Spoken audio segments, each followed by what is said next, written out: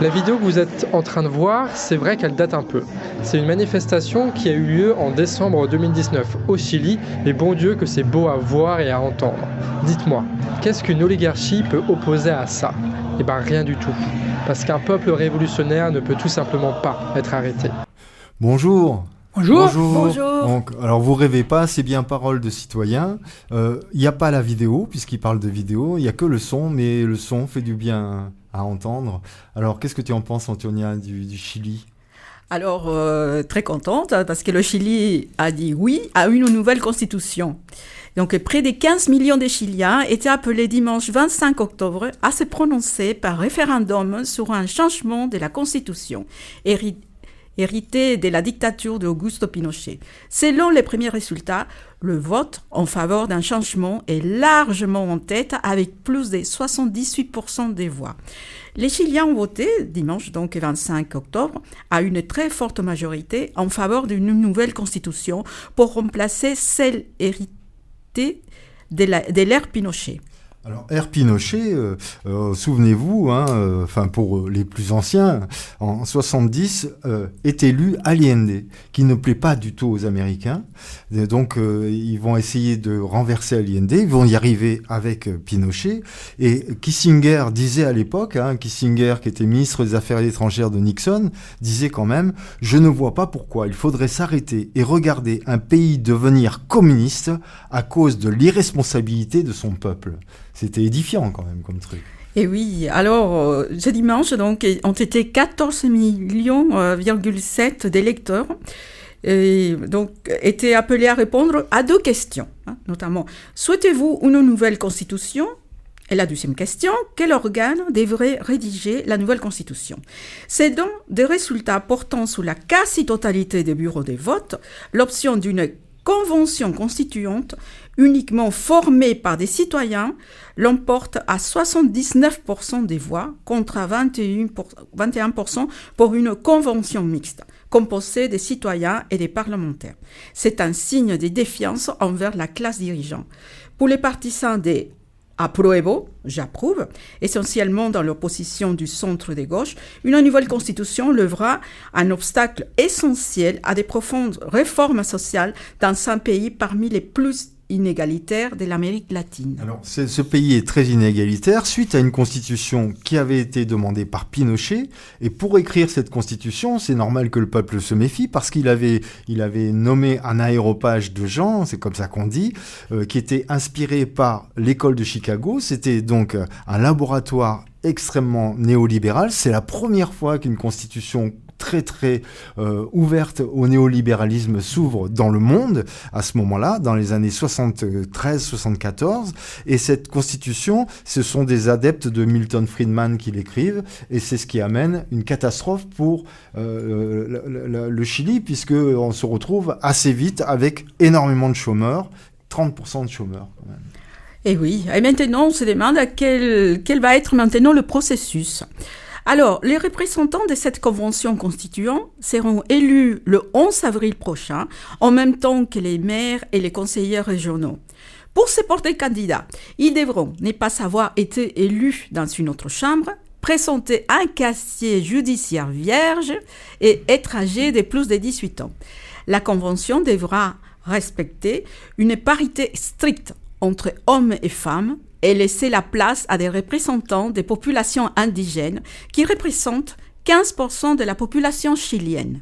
Voilà, alors pour finir, un tout petit extrait musical qui vient aussi du Chili.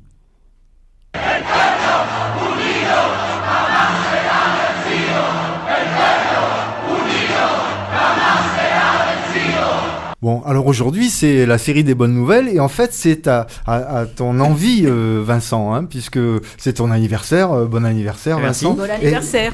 Et au passage, tu voulais nous dire un truc très intéressant, un peu d'humour quand même. Ah oui, cette semaine, j'avais envie de vous écrire un petit billet d'humeur et d'humour. Alors, bonjour à toutes et à tous. Alors, eh bien, cette semaine, le thème de l'émission, c'était les bonnes nouvelles. Alors, il fallait qu'on trouve tous une ou deux actualités positives. Et en ce moment, c'est très compliqué. Donc, j'ai eu la panne de la panne et je vous explique pourquoi. Alors, j'ai allumé mon poste de télévision. J'ai fait le tour de toutes les chaînes. Donc, BFM, CNews, on connaît. Et j'ai pas trouvé une info positive. C'est très compliqué. Mais en revanche, ça peut paraître bizarre, mais j'ai trouvé un jeu. Alors, ce jeu, je vais vous expliquer quelles sont les règles. Alors, en fait, c'est un jeu qui est très simple. Donc, c'est un jeu de paris. Donc, c'est un jeu où tout le monde peut jouer, donc de 7 à 77 ans. Et pour cela, il vous faut juste une télévision. Donc, rien de plus, c'est pas bien compliqué. Donc, vous allumez votre téléviseur et vous pariez sur l'actualité qui va être traitée par la chaîne. Donc, par exemple, en ce moment, Covid ou Islam. Celui qui choisit la mauvaise actualité perd et doit effectuer un gage. Alors, vous pouvez effectivement y jouer toute l'année. Donc, c'est un jeu qui se joue toute l'année. Donc, pour ça, vous pouvez juste changer un peu les actus. Donc, par exemple, élection 2022 ou climat. C'est très, très simple. Ouais, c'est un jeu rigolo. Oui. Je pense que c'est sûr que là, ça nous fera peut-être un peu respirer dans ce moment d'étouffement. Et donc en plus de ce jeu, j'ai réfléchi du coup à trouver une actualité positive. Et en fait, j'ai trouvé une solution, une vraie solution concrète. Donc la solution que j'ai à vous proposer, c'est pour les longues soirées d'hiver qu'on va passer confinées. Parce que oui, elles vont être longues et confinées. Donc je vous propose de sortir les vieux pleins de poussière du placard. Et non, je ne parle pas de nos hommes politiques, mais bien des jeux de société. Alors on ressort les grands classiques, le Scrabble, le tarot, la belote, et on se met autour d'une table. Parce que oui, je pense que les jeux de société, c'est la seule chose positive qui, aujourd'hui, nous fera passer du bon temps entre amis ou en famille. Bon, allez, moi je vous laisse, j'ai des parties anti-abliées qui m'attendent. Je vous souhaite une bonne semaine, à dans 15 jours peut-être, avec une bonne info, ou enfin, je l'espère. Allez, au revoir. Alors ne jouez pas trop au Monopoly parce que vous l'avez déjà sur la chaîne. Bon alors effectivement on va continuer alors avec quelque chose d'un peu plus sérieux. Excuse-moi Vincent. Alors qu'est-ce qui s'est passé en Bolivie aussi, Antonia, cette semaine? Alors en Bolivie, donc c'est le retour au pouvoir du socialisme. Luis Arce, donc 57 ans, l'ancien ministre de l'économie de la gauche et dauphin de l'ancien chef d'État, donc Evo Morales, a remporté dimanche la présidentielle en Bolivie dès le premier tour avec 55% des voix contre 29% pour les candidats centristes et seulement 14% pour le leader de la contestation pro-américaine. Et assure donc le retour au pouvoir du mouvement vers le socialisme, le MAS. Après la démission en novembre 2019 de Evo Morales, accusé par l'opposition des fraudes électorales. C'est la même chose que font les Américains depuis un sacré moment. Regardez, tournez l'œil vers le Brésil. On accuse les gens de corruption. Une fois qu'ils ont été accusés de corruption, on les destitue. À ce moment-là, on met un candidat pro-américain et tout va bien. Et tout va bien. Donc, Bolsonaro.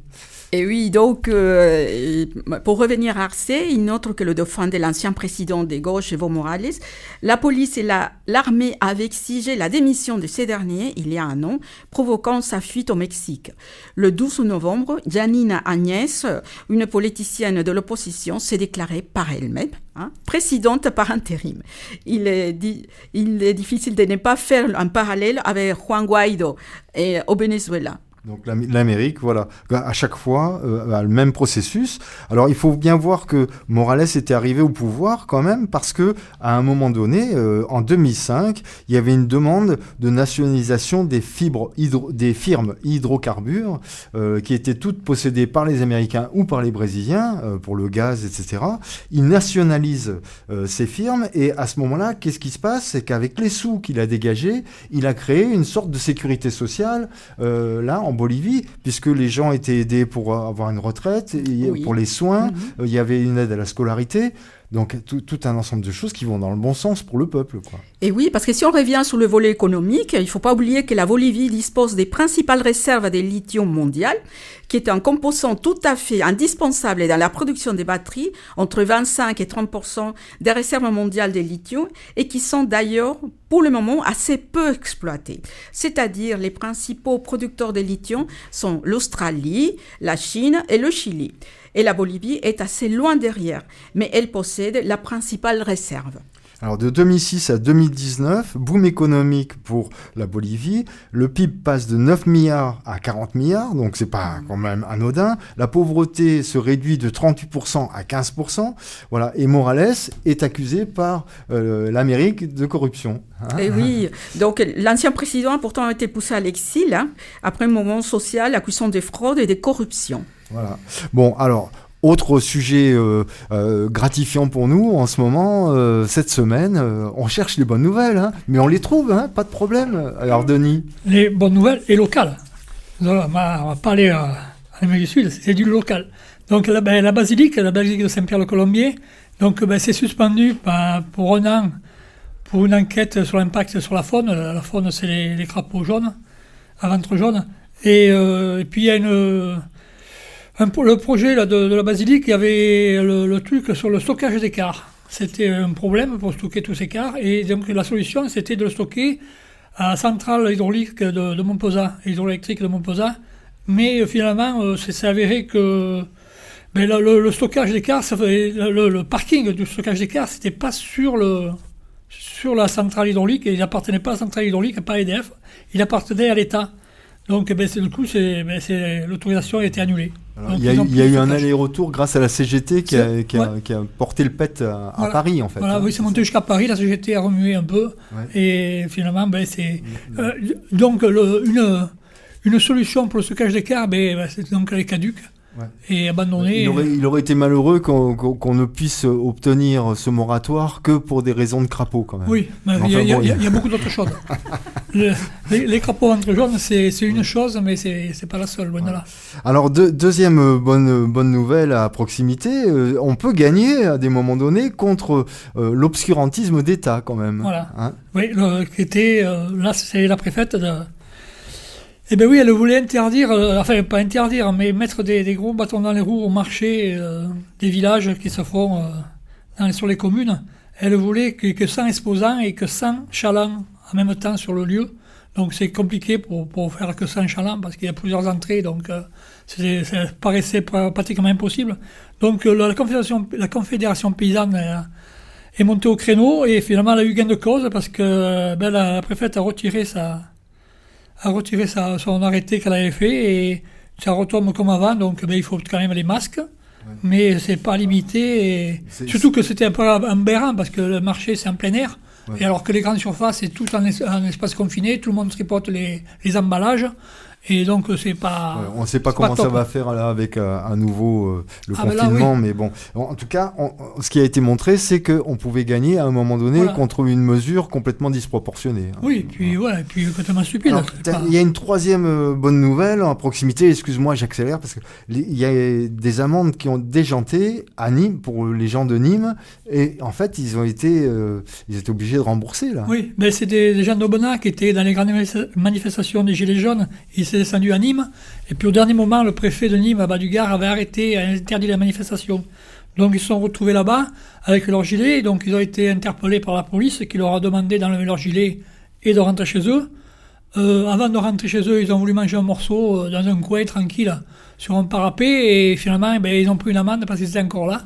Donc l'amende c'est avéré que c'était pas réglementaire, et là ils viennent d'être remboursés. C'est une amende de 780 €, c'est pas une broutille, et là ils viennent d'être remboursés pour l'amende, mais ils courent encore les frais de l'administration fiscale. Quand on fait un virement pour prendre l'argent de ceux qui ont pris les amendes, il y a des frais, ouais. Donc ça c'est pas remboursé encore, et ils ont quand même les frais d'avocat qu'ils avaient monté un collectif. Alors faites attention à vos casse-croûtes, 780 € pour le casse-croûte. Ouais. Bon. Enfin bon, allez, à bientôt, on a gagné sur ça. Alors peut-être tu nous remets la musique qu'on a eue sur le Chili au départ, s'il te plaît, Sylvain.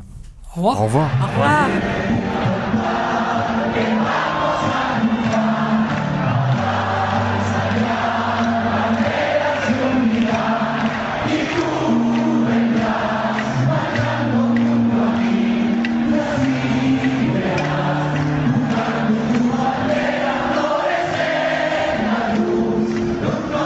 La vidéo que vous êtes en train de voir, c'est vrai qu'elle date un peu.